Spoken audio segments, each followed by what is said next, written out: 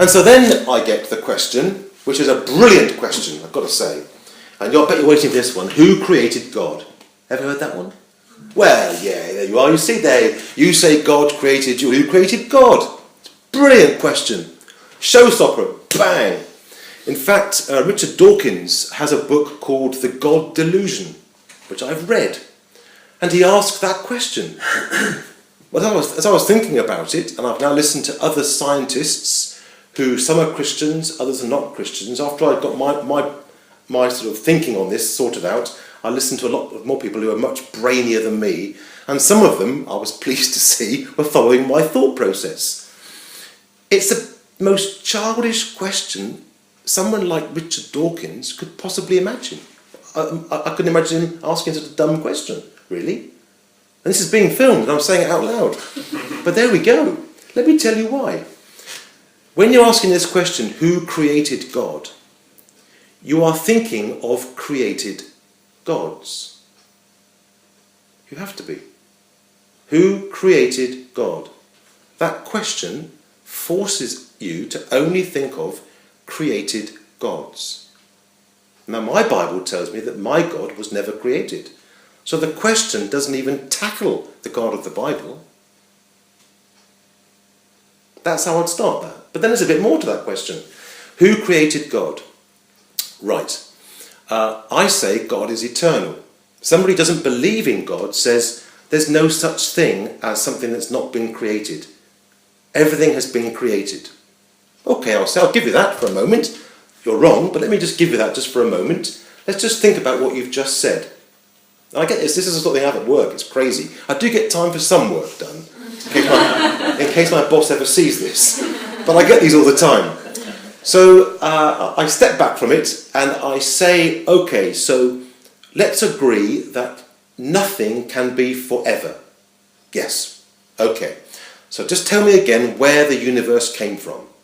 Oh, well, they say quite easily, it came from mass energy. So okay, let's accept that for a moment. It came from mass energy. It doesn't even matter if you don't understand those words, because they won't either. They're only like us. They're only your friends, aren't they? But they picked it up from somewhere, read it from somewhere. They're trying to be clever and trying to win an argument. And don't forget, you're not trying to win the argument. You're just trying to have a sensible discussion about your faith. That's all you're trying to do. As Peter says, in a humble way with humility. So just ask the question. Right. So where did mass energy come from?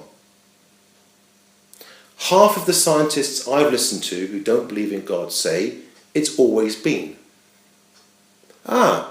So the category, putting it in maths, the category of the uncreated isn't empty.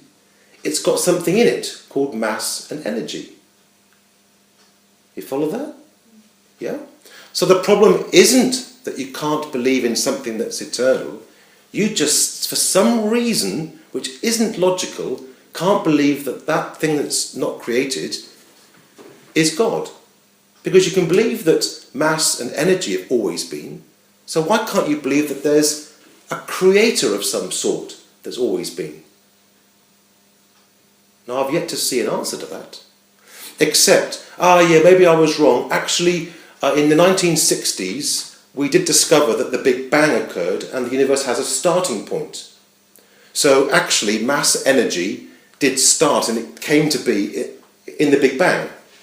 Oh, okay, I'll say. So now you're saying that mass and energy had a beginning. Yes. So they ended up creating you. Yes. Well, can I ask you your own question then? Who created mass and energy? So whichever way they choose, they're stuck. Isn't it more logical to accept that there was a creator than try and work out this nonsense? Somebody who's very powerful called Stephen Hawking tried to answer this question in a book that he's written. I've mentioned this upstairs when I was preaching once, and I'll mention it now. Bearing in mind who I am, I'm not that bright compared to Stephen Hawking, the most academic, brilliant, living scientist we have. And to try and answer this question and deal with it, he gave a statement that is, I've got to say, ridiculous. Now that gets my colleagues interested, because they think I'm going to be very thick here. And here comes his statement. It's in his book, and it's his hinge point. So here it comes.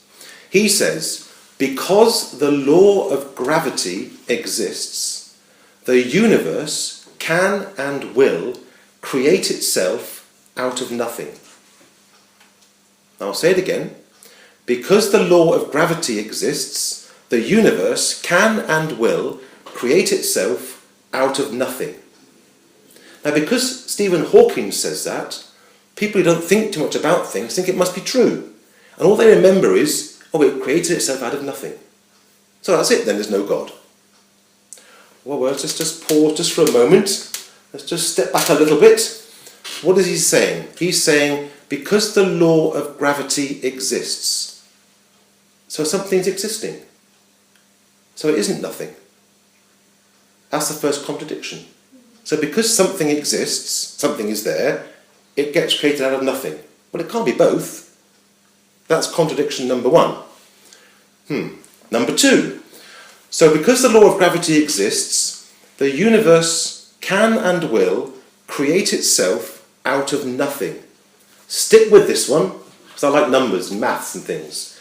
So Stephen Hawking is saying that the universe creates itself out of nothing.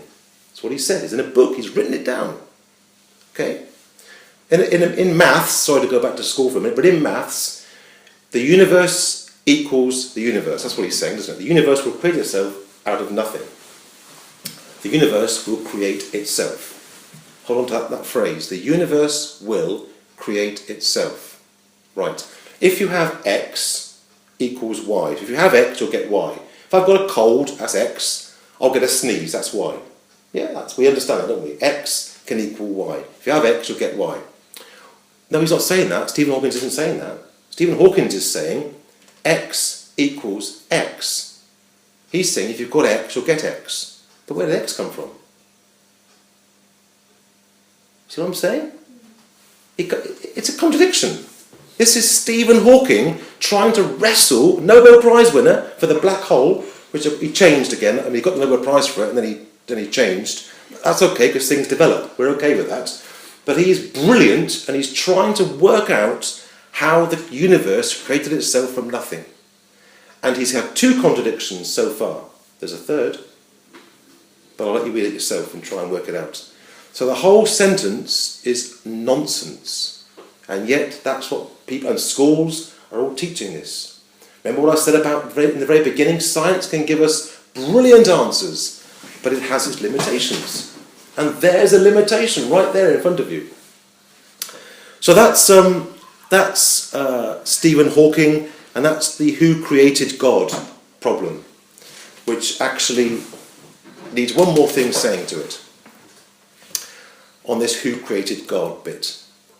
So you've got the fact that actually it's talking about created gods, not my God at all. It isn't even mentioning my God, it's talking about created gods. We call those idols, things that are made. That's what we call them these days. And there aren't many people who would believe in idols. There are, of course, in different countries, but not many people today believe in idols. But that's what he's talking about, really, created gods. But if he had written the book saying the created God delusion, no one would have bought it, would they, really? So he had to call it the God delusion, really, to make it a bit more exciting.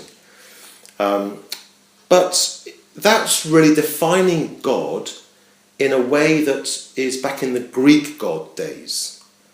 Do you know what I mean by that? Where lightning, there's a God of lightning, a God of thunder, a God of whatever you want to pick, the Greek gods.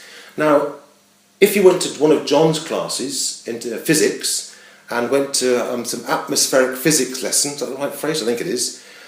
On lesson 1, you'd know where lightning came from. So now I know where lightning comes from. Goodbye, God. Don't need him anymore. Understand it. So then you go and listen about thunder. You understand where thunder is made from. Don't need God anymore because now I understand it. So somebody is saying, who created God? They're thinking about those gods that are almost like God of the gaps, some scientists call them. There's a gap in my knowledge. I don't understand how this thing can work. So I'll just say God does it. God of the gaps. Now in my Bible, Genesis 1 starts off by saying, in the beginning God created everything. It doesn't say, in the beginning God created the bits I don't understand.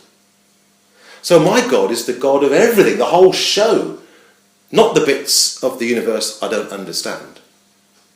So when somebody asks me who created God, there's a lot of childish thoughts going on. I never say that to them because that's demeaning them, and I'm not trying to win the argument. I'm just trying to help them see that maybe their arguments just don't hold water, and my faith has a lot more strength behind it than they could possibly ever imagine.